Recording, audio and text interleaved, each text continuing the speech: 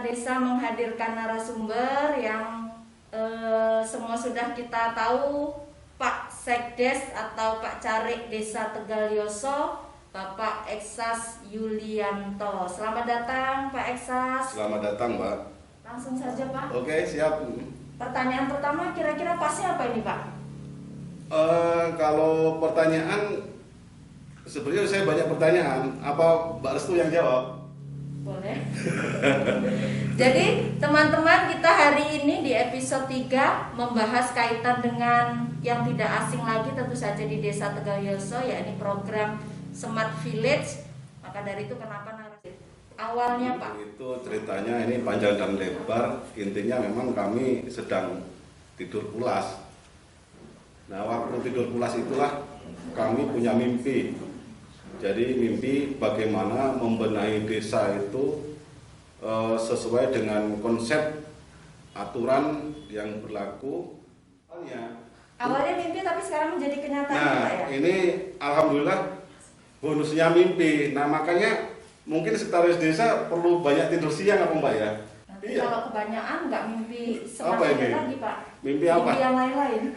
Makanya saya bilang Smart Village itu adalah sebutan untuk desa yang memang pengennya membenahi serba. Banyak di sini teman-teman yang belum tahu apa itu Smart Village dalam arti yang sesungguhnya. Bukan nama aplikasi ya, sekali lagi. Jadi memang Smart ini adalah sebuah program untuk membuat lebih baik sebuah desa. Smart tadi, individu yang smart, pemikiran yang smart, kinerja yang smart, maka semua konsep itu akan kita terapkan dalam pengelolaan desa sehari-hari gitu. Tapi tentu saja untuk menjadi sebuah desa yang Smart Village, boleh ya Pak ya, teman-teman desa yang lainnya khususnya di Kecamatan Purbolinggo maupun di Kabupaten Lampung Timur bisa belajar dari Desa Tegalyoso. Belajar bersama kita kaitan dengan Smart Village.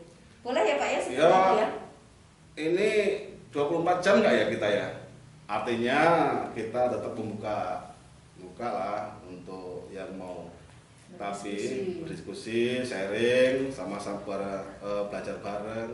Cuman kalau konsekuensi tim yang sudah kita bentuk ini kadang-kadang dinodai dengan ketidakaktifan, dinodai dengan kemalasan, dinodai dengan acuh tak acuh.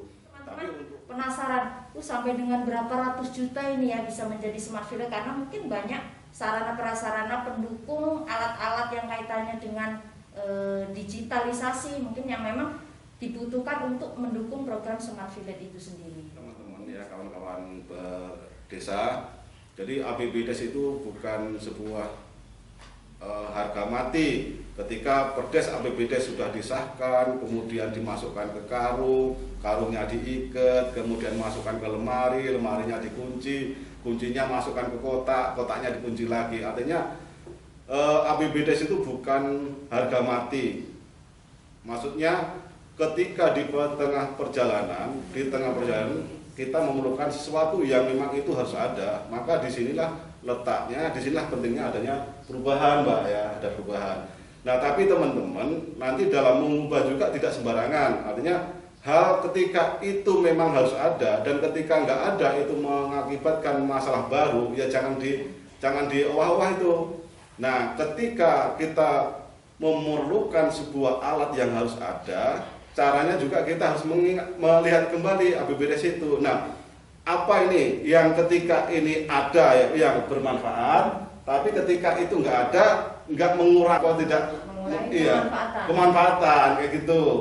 Jadi seperti itulah yang sudah ditentukan. Namun dalam perjalanan ternyata ketika memang ada hal-hal yang perlu disediakan atau kegiatan-kegiatan yang perlu dianggarkan, desa melakukan perubahan tentu saja sesuai mekanisme yang berlaku. Apa tahapan awal yang memang harus mereka siapkan selain tadi mungkin ada tim, kemudian ada sarana prasarana pendukung yang perlu disiapkan, hal-hal yang lainnya apa Pak? Ya, saya sebenarnya tetap pada konsep saya 3T ya untuk teman-teman. Ketika teman-teman desa itu sudah mampu membuat tim yang komitmen itu, ketika sebuah tim ada yang sudah tidak komitmen, itu memang segera harus direnovasi. Ini Artinya rasa ewo pekehu itu biasanya ini seringkali memang menghambat kemajuan, tetapi itu dipertahankan. Kemudian dalam pelaksanaannya konsep 3T yang sering saya katakan masalah terencana itu memang benar-benar direncanakan. Jadi sekali duduk gini kita rencanakan 2 atau 3 program misalnya, kita rencanakan plan A, plan B, plan C itu kita rencanakan, kemudian semua menyeluruh umum ini sifatnya rencana ya. Kemudian setelah rencana itu sudah terbentuk, maka T yang kedua itu adalah terarah.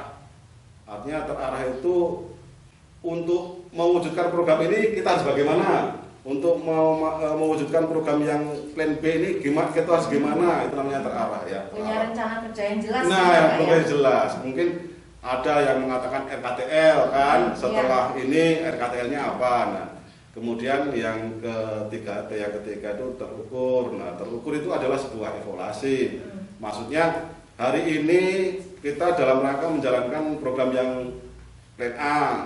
Sampai di mana kok harusnya ini sudah tanggal sekian, seharusnya sudah selesai, kok belum selesai, maka disitulah ada yang namanya evaluasi. Di evaluasi inilah kita bisa mengetahui apa ada program rencana yang salah tadi itu, apa ada tim yang lambat, apa ada alat yang kurang, gitu. Nah di situ dievaluasi, kemudian kita tampil lagi dengan semangat yang baru. Ya, artinya bahasa lainnya terukur tadi punya target ya. Nah iya kita target pencapaian. Pencapaian, Ya, benar. Sampai di mana plan-plan yang sudah disusun tadi mencapai target. Target. Ya? Jadi kalau boleh disimpulkan artinya ada 3T, Pak. Iya, 3T.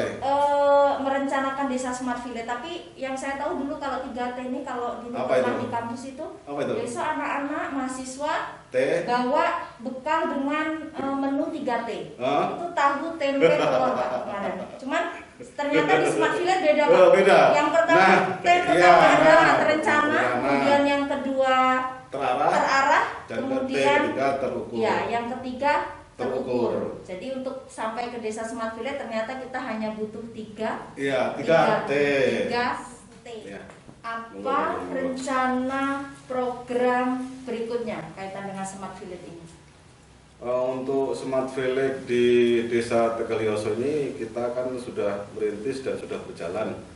Nah, kami punya obsesi seperti kesepakatan dari PMD, kemudian dari Kecamatan Probolinggo bahwa mewujudkan Smart Village ini untuk semua desa di seluruh Kecamatan Probolinggo. Di 12 desa. Di 12 desa, iya Mbak. Jadi kalau sudah sekupnya kecamatan ini yang powerful untuk mensupport desa-desa itu ya Bapak Camat sebagai ahli, kabupaten, kemudian pendamping desa itu yang terkait dengan kinerja di Kecamatan Probolinggo bisalah memberikan support, dan itu untuk mempercepat yang terintegrasi. Kecamatan juga membutuhkan support, membutuhkan kerjasama dari pihak-pihak lain, dari tenaga ahli, dari pendamping desa, dan mungkin instansi. Pak, teman-teman dari Nata Desa request Pak Cari boleh dong di acara episode 3 ini menyanyikan satu buah kesukaan Pak Cari ini apa? Jublak-jublak suwang. Jublak-jublak suwang, boleh Pak? Walaupun mungkin agak jadul, tapi itu lagu tradisional ya Pak ya? Ini membudayakan menyanyikan lagu tradisional. Aja smart dia ya lagunya smart, lagu tradisional. Boleh lah Pak didengar suaranya? Boleh.